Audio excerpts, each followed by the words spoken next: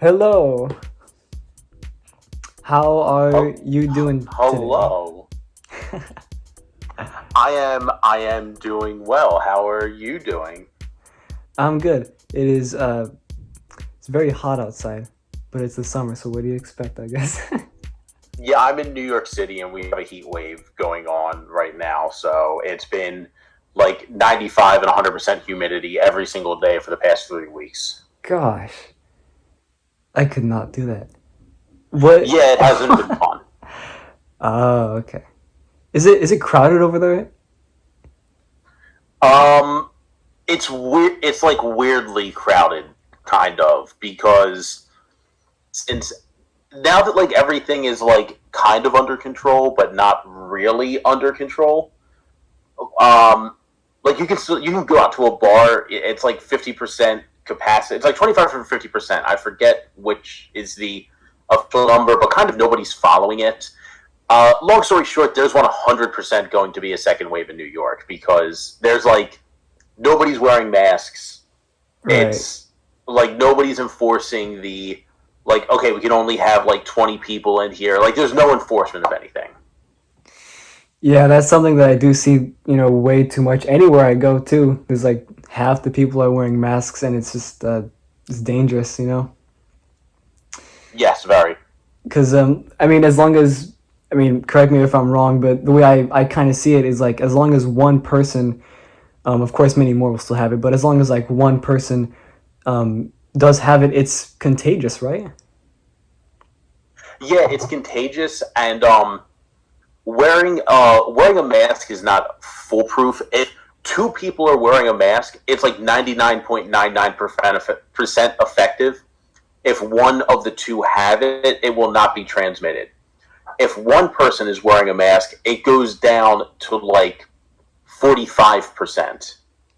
Oh wow, So it's important to wear a mask.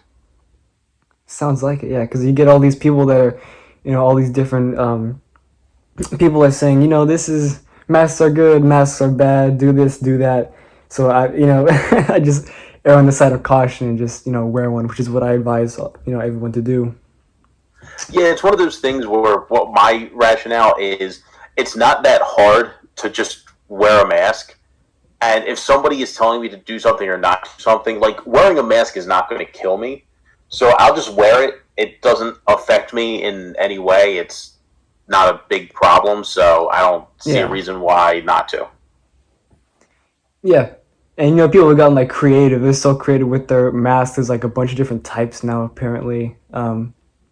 I have this really cool one that my mom actually had her friend make, and it's like this Star Wars themed mask. It's like humongous. It covers like half of my face. Um, Oh, nice. Yeah, I go with a bandana. I go with a bandana, but I wear like an actual like surgical mask on. I forget what they're called, but like the actual mask. yeah, I yeah. have one of those. I put those under it, but I wear the bandana because I think it looks cool. Yeah, I've seen people do that too. It does look nice. I have a ton of them too. I should start doing Yeah, that's the one thing that if I make one wardrobe change after COVID, I'm gonna keep the bandana because I think it looks cool. that. There you go. Sounds pretty good. Yeah, I think so.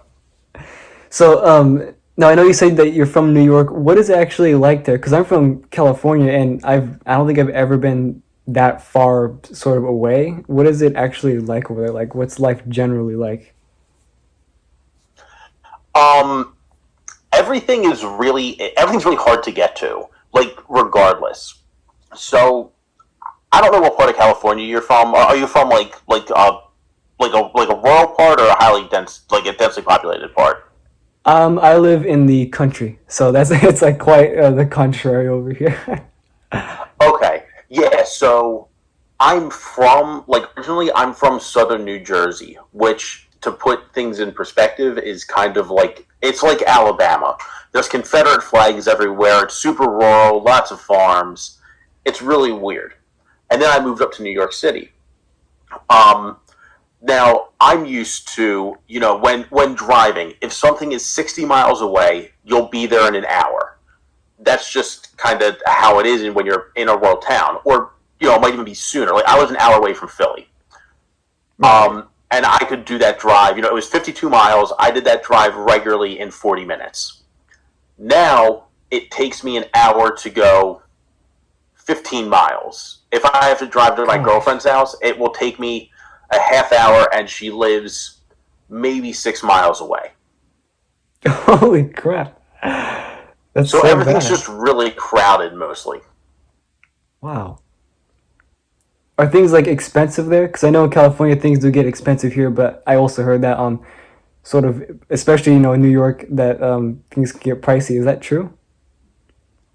Yeah, I mean it's like it's not as bad as people think. So what it is that the cost of living itself is decently high. When I say that, what I mean is that rent is super high, utilities are super high, car insurance is super high, the sales tax is super high. But like going if you want to go out to dinner, it's going to be about the same price. You go to a bar and you get two drinks and some mozzarella sticks, and any bar anywhere it'll be 15-20 bucks, and here it'll be 15-20 bucks. It's really like the cost of rent is what is killing New York, like in terms of how expensive it is. Okay. Right. Yeah, over Yeah, like here. Yeah, go to ahead. put things in. Sorry, to put things in a little bit more perspective. So where I'm originally from, I lived in a one-bedroom apartment that I paid $775 for a month. I currently live in a studio apartment in somebody's basement, and it costs $850 a month. Wow. Yeah, so like that's the pricing difference, and apparently I'm super lucky to even have a place for under 1,000 a month. Gosh, it's expensive. Very much so. So I know one of the reasons that really caught my eye to actually bring you here was that you know a lot about pro wrestling, right? Yes. So firstly, if you don't mind, Yeah, go ahead. hello everybody. My name is Rich Chialastri. I am on a podcast. I run a podcast called Better Than Being Hopeless. It's a podcast about sports and leftist politics, and about where they will occasionally intertwine themselves. I did like an episode about Gritty. I did an episode about a pro wrestler named Sputnik Monroe. But anyway, that's just my little plug. Yeah. When I was in college, I actually did my senior dissertation about racism in professional wrestling. And when I did that, I just learned like the incredible history from like the 1850s to today. My paper ended up not being on that subject, but I still did all of the research, and I have all of this crazy amount of information that I have nothing to do with. So whenever somebody wants that information, I'm like, yes, please take it, because it's just taking up space in my head. Yeah, yeah. So, I do have some questions to ask you about that, because whenever I look at pro wrestling, I I sort of come across some of the same questions, and one of those questions I wanted to ask you was how how is it determined how someone wins? Because it's all it's all fake, but how does how who determines who's gonna win a match? So I'm gonna say two things before I answer this question. Yeah. Thing one is, and this is very much true, but like a lot of like the what I'll say the sweatier wrestling fans will say like, oh, it's not fake. Don't call it fake. It's predetermined, which is real. I actually went to wrestling school for a year, Right. and it really hurts. Just because somebody tells you like, okay, I'm gonna body slam you now, does not make that body slam hurt any less. It still hurts. Right. Now, the second thing is kind of I'm gonna just give you a quick 90-second history of pro wrestling, before I answer this question. Yeah. Pro wrestling kind of started in the carnivals in the mid 1800s. What it started as a tough guy who would travel around to different towns and basically challenging, whoever wanted to step up to him, basically. Sometime in the middle of the 1800s, they came up with the idea, like, man, this is actually really hard. Wouldn't it be easier if the other person was in on the act? And that's where it started, basically. They would put what's called a plant, in the crowd. That's a person who is there, but nobody else knows that they're in on the act. Oh, I see. So they'll put him in the crowd, and this guy knows that, okay, I'm going to lose, and that's okay, because I just don't want to injure the other person, and I have to trust the other person's not going to injure me. And that's where it started. Which also, you'll hear this sometimes. It's becoming more popular in like actual popular culture, is the word kayfabe. What kayfabe is that's a word that wrestlers used to say to each other to let each other know that people who were not in on the act were around. So, what kayfabe means is, in today's lingo, it means the suspension of disbelief, and I'll get into that later. And that's kind of how it started, and now there's like all these offshoots. For anybody who doesn't know, people who say think of pro wrestling, they think of World Wrestling Entertainment, World Wrestling Federation, whatever you want to know it as. Right. Yeah. But there's a whole lot of different companies running. Especially now, there's All Elite Wrestling, which is now, they're on TNT. There's New Japan Pro Wrestling, All Japan Pro Wrestling, Impact Wrestling, Ring of Honor Wrestling. Like, there's so many. Each one of those promotions has what they call a booker, or a booking team. Those are the people whose jobs it is to write a storyline. For example, can you tell me what your favorite TV show is? Yeah, my favorite TV show is probably Malcolm in the Middle. Okay, I've watched Malcolm in the Middle, but I'm not super familiar with it. But, okay, let's say that in Malcolm in the Middle, there's a storyline that's going on that they have to stretch for the entire season. They have to turn, they want to get a point across that, I know in like one of the later seasons, they're telling the story of when Malcolm goes to college.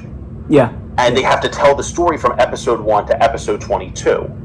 That's what a booker does in pro wrestling, is he goes in saying, he goes in saying, like, okay, I want Hulk Hogan to be my champion at the biggest show of the year. The biggest show of the year is in 6 months.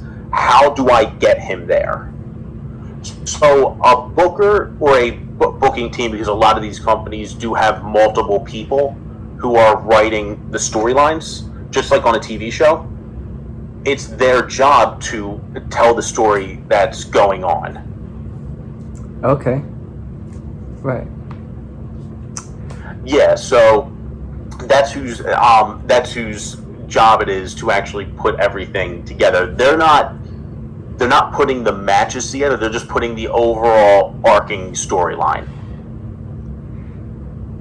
So, okay.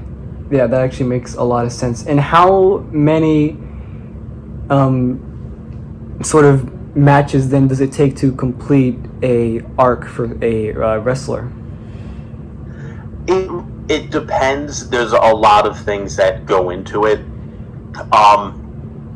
Now, to put something in perspective, probably one of the more famous ones to happen was back in the year 2014. A wrestler named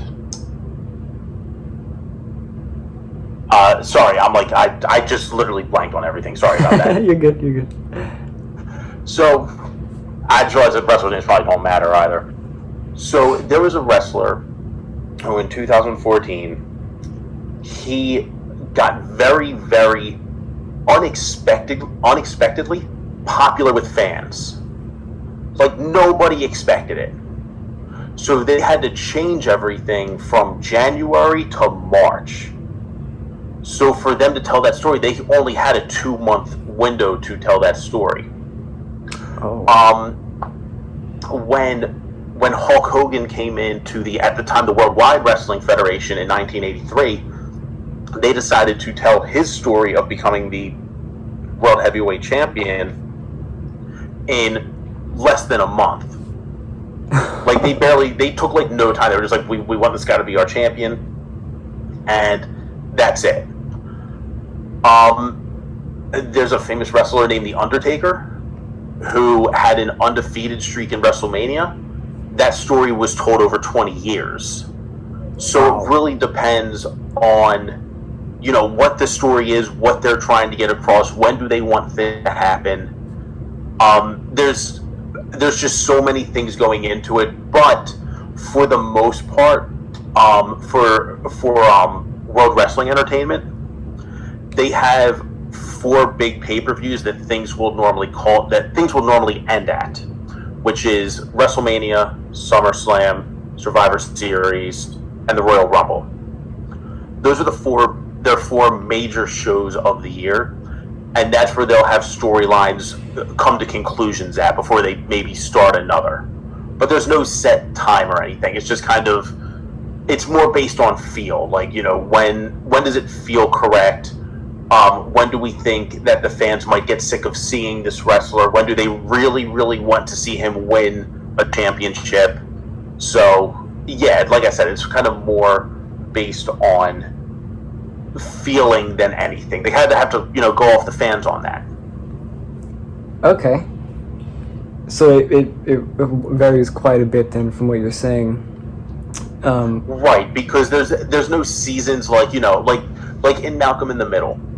You have a television season. You have 22 episodes, and you have 22 episodes. Yeah. And you start the story on episode 1, and you end it on episode 22 or 23 or however long your season is. With wrestling, you don't have that, and I could talk for hours on whether or not that's correct. Should wrestlers have an off season? Yada yada. That's not why I'm here.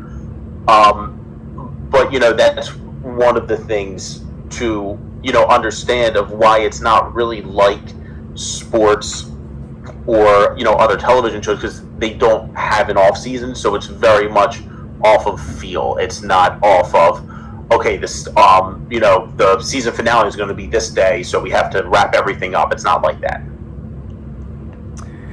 Right. So you're saying it's different from a lot of other sports and sort of things that use seasons and all that. I've heard some people say that pro wrestling. I know you touched on this a little bit. That pro wrestling. I've heard people say that pro wrestling isn't a sport. Do you think it is, or it isn't? What's your take on this? It straddles the line between a few things, because you need a lot of things going. You really cannot be unathletic and be a professional wrestler, not in today's landscape. When you look back maybe in the 80s, you could get away with just being a big guy because it was really just kind of punch, kick, and that's it. But today you have guys doing, like 720s off of the top rope. Like, you can't just go in and do that. Yeah. Mm-hmm. Now, I've heard people define sport as an athletic competition where, the best person wins. With that being said, under that definition, I hesitate to say it's a sport, but at the same time, is acting a sport, let's say, because there's still competition. If you are Leonardo DiCaprio, you want to get your Academy Award, and you have to beat out, Brad Pitt, Daniel Day-Lewis, and whoever else. So you still have to be the top of your game. I would say that it is a sport because it's very athletic. Like, anybody cannot just go in there. The first day I went to pro wrestling school, I literally threw up for 45 minutes just from dehydration because I wasn't ready, and I was in pretty decent shape at the time. I had just stopped playing ice hockey, and I was in very good shape. Jeez. So it is something that is very athletic. But if you're looking at sport, which is something that is undetermined, then no, it's not a sport. It's one of these things where, just to kind of summarize, you're not going to convince anybody who says it's not a sport that it is a sport, and you're also not going to convince anybody who says that it is a sport that it's not a sport. It's just kind of, watch it if you like it, don't watch it if you don't. It's fine. Do what you like. Right. Okay. Yeah. That's the rambling answer. No, yeah, it actually makes a lot of sense. I didn't think there would be like a sort of straight answer, but the way you explained it actually makes a lot of sense to me. Yeah, because there's more skills involved. Like, you have to be athletic, but you also have to be able to act, which is why you see, a decent amount of pro wrestlers go on, television shows, and while they're not great actors, they're probably better than most. But, you see guys who have made successful transitions, like, The Rock. The Rock made a very successful transition, but you also see, you've seen, Macho Man Randy Savage in movies, Hulk Hogan in movies, Andre the Giant was in The Princess Bride. Yeah. You see wrestlers all over the place because at the end of the day, they still do have to act because they have to cut what is called promos, which is that's when they look in the camera and they say, I'm going to beat you up on Sunday in Madison Square Garden in front of 20,000 people. Like, that's called a promo, and it's not easy to do. Like, you still have to act while you're doing that. Right. Okay. I know I know you mentioned you do have to be athletic for this kind of thing. People are doing 720s and there are all this crazy stuff. I have to know, is there any sort of like long-term damage to like physically for wrestlers? Oh, yeah. Okay, so we'll get the easy one off the bat. You know who Chris Benoit is, right? I do not. Okay. Chris Benoit is a very, very sad story. For any of your listeners who don't know who he is, I'm just going to real quick suggest watching. There's a show on Vice TV, but it's been posted on YouTube for free. Just go and YouTube it. Called Dark Side of the Ring. There's 2 seasons. It just got renewed for the 3rd, and it basically tells a lot of the messed up pro wrestling stories. Their season 2 premiere was on Chris Benoit. Chris Benoit was a professional wrestler. One of his finishing moves was the flying headbutt. Ouch. The person who created this move, his name was Harley Race. He has later said in interviews he wished he never created it because it messed up his back and his head. He couldn't walk at the end of his life. Oh, wow. Chris Benoit was a pro wrestler who used that move. There was substance abuse issues. There were very clearly mental issues, but he also had a very severe case of CTE. Long story short, watch that show, but he ended up killing his wife, his 8-year-old son, and then himself. Oh, jeez. Yeah, so that's the most famous story, but there's also Roddy Piper, who again he transitioned into acting, but he very famously said that, he's not going to live to be 65, and he died at 58. And he knew that because, because of pro wrestling, that he just wasn't going to make it. He put his body through so much. To say why, there's a lot of different things. Guys choose to do dangerous moves that look cool sometimes. One of the big things is just the act of taking a bump. And what I mean by that is when you watch pro wrestling, whenever somebody falls, they fall flat on their back, basically. Yeah. And the reason that's done is so you fall flat on your back and you hit your arms on the ring as well because you want to try to have all the kinetic energy go through as much of your body as possible. If you have all of that going onto one part of your body, something breaks. The same thing that, it's easier to lift 500 pounds with 2 hands than with 1 hand. You want to, try to evenly disperse a lot of it. Right. Just the act of taking a bump hurts. Um, it's not very fun, but it's something that you have to do numerous times throughout a wrestling match. Um, but then on top of that, there were guys who chose to do dangerous moves, such as Chris Benoit did the flying headbutt. Um, you have guys in Mexico who have died in the ring due to what's called botched moves, which is when you mess up a move, basically.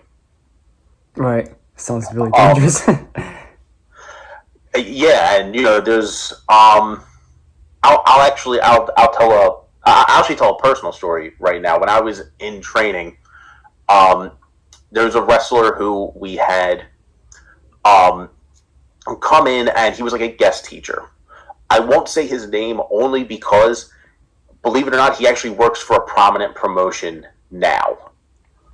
Right. He did not realize that I was only about a month into my training and was still learning everything. Hmm. Um, he proceeded to um, do what's called an exploder suplex to me, What is that? which is so. What it is it's hard to explain to anybody who doesn't know professional wrestling, because I do need to reference other things. Yeah. It's basically an extended back suplex. A back suplex is a pretty safe move. What it is imagine you are standing up, and I come up behind you, and I grab your waist. I put your left arm over my head, so it looks like you put your arm around my head, like saying, like, "Oh, hey, buddy," Oh yeah. and Okay. then I just lift you up, and then we fall back together, and we both land on our back. It's called a back suplex. What an exploder is that the person who is giving the move kind of bridges, so it's more of a high angle. So if you don't know how to take it, you're going to land right on your head and have a broken neck. Ooh. So Right. he did not know this, and he was able to thankfully adjust himself and basically saved my life. Wow. So yeah, it is. There's a lot of moves that are very, very dangerous if you don't know what you're doing, and if you know what you're doing, things can go wrong. There's, just to briefly touch on it too, in Japan right now, and also in places in America, there is something called strong style. What strong style is it is a type of wrestling that looks very real, because a lot of the time, there's connections actually being made. Um, Sorry, I'm trying to think of an example real quick. Oh, yeah, you good? So there's a guy named Kenny Omega who wrestles in AEW right now, and he does something called the V trigger knee, which is essentially he just knees you right in the face, Ooh. and it looks like it hurts, it sounds like it hurts, and by a lot of people who have wrestled him, they say, yeah, it hurts because he hits you. He legit. There's no working to it. He just knees you in the face. God. Um, and that's okay because everybody knows that's what they signed up for. When you wrestle, certain people, that whether they work light or if they work strong. Yeah. And right now, people who work strong are very much in demand, kind of. Like that's the style that's really, like, It's what most people are into, or is it just like a? yeah. That's what a lot of people are into. Yeah, Um, I would imagine. right, yeah, like a wrestler that a lot of people know these days is like Roman Reigns. Like Roman Reigns is a very, very, by all accounts, I don't know the guy personally. He's a very light worker, very safe. If you go in the ring with him, you're probably not going to get injured. He takes care of his opponents. But then there's other guys who I don't want to say they go out trying to injure their opponents, but like, okay, when he hits me, I'm going to really get hit, so I need to brace myself. Right. So to come back around to the question you asked me like 30 minutes ago,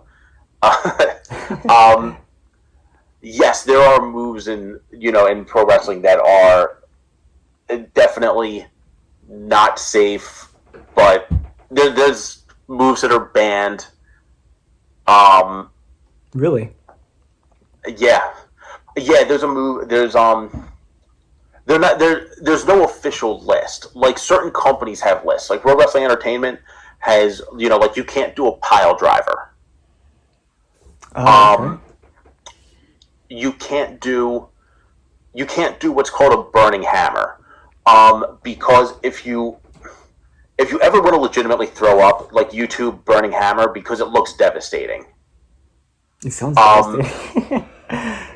Yeah, it's a move that I believe has only been done in pro wrestling under 10 times, and it's never been kicked out of. Like, that's how protected of a move it is. When I say protected, I mean that when a guy gives you a move, whether or not they will win a match with it, the Burning Hammer has never been kicked out of, and it looks devastating. And apparently, if there's any margin of error, like you'll not wake up the next day. It's that bad.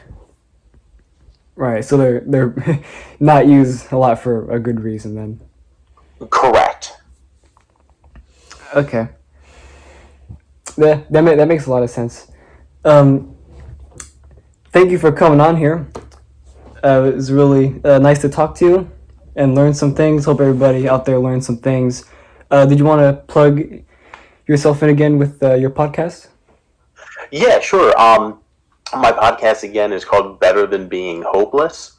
It's a podcast about sports and leftist politics, and again, where they will sometimes come together. We do have episodes that are more sports centric and episodes that are more about politics, so you can kind of pick what you want. You can find me at facebook.com/Better Than Being Hopeless, twitter.com/then_being. I don't know why they couldn't get me the whole name, but that's what it was. I do stream on Twitch. On Twitch, it's Trickus Dickus, and yes, and on Instagram, it's Instagram/Better Than Being Hopeless. Okay. And then you can find my podcast on Pocket Cast, Spotify, and I think I'm out of free room on SoundCloud, so I just post the newest episodes there. Gotcha. It was really good talking to you, man. I'm glad to have you on for the first episode. I'm excited to be here. Thank you so much. Yeah, thank you. See ya. Have a good one. You too. All right, bye. Bye.